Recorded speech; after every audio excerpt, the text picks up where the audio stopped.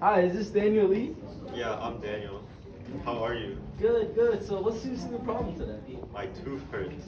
Can you point at it? Oh, okay. Um, First we need to take an X-ray because I can't see like the inside of the tooth, right? Okay. Yeah.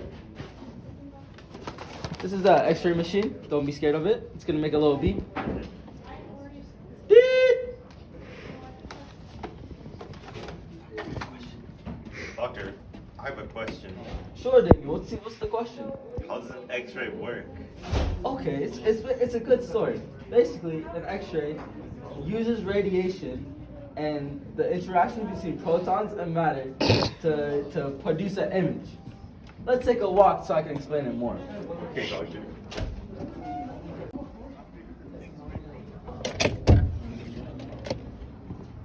So then, let's start at the beginning. X-rays are a form of electromagnetic radiation with wavelengths shorter than those of UV rays, but longer than gamma rays. Typically ranging from 0.01 to 10 nanometers. The fundamental unit of X-rays are X-ray protons, which are responsible for the interactions that occur with the matter that result in the image. How does an X-ray machine produce X-ray protons? That's a very good question. So basically, an X-ray machine has two parts: a cathode and an anode. And high energy voltage is run through the cathode to the anode. When the electrons strike the cathode material, they release energy through a form of X-ray protons. Here's a little video to show it.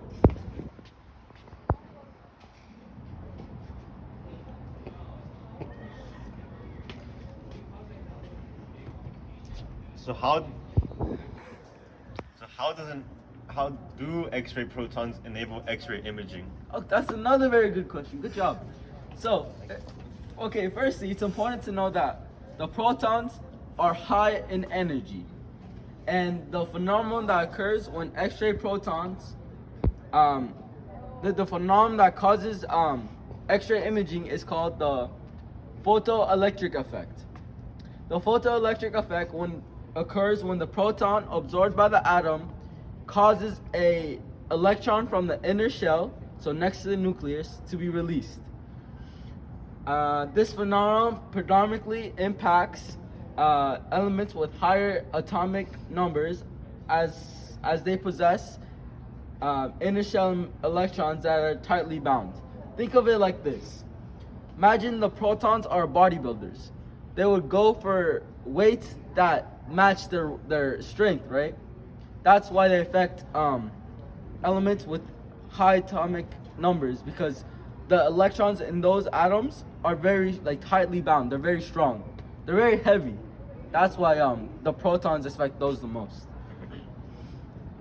Why is the bone shown in X-ray and not the soft tissue?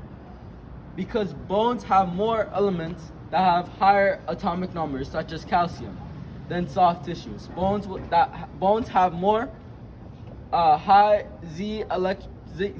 high atomic number materials that absorb more X-rays and appear lighter, while soft tissues have lower atomic number materials and they absorb less X-rays and appear darker. I'm still confused about how this all turns out to be a picture. Well, at the end of the so you know how they put the piece in your mouth when you take an X-ray? That piece allows it takes a picture of the X-rays that don't get absorbed. Take a picture of the photons that don't get absorbed. So the parts of the body that absorb the most photons appear lighter, because not many X-ray protons hit the end because they're absorbed by the elements. Here's a video to show us.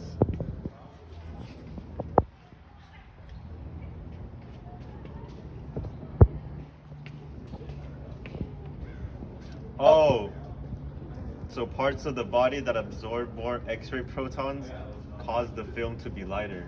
Yes! Thanks, Roham.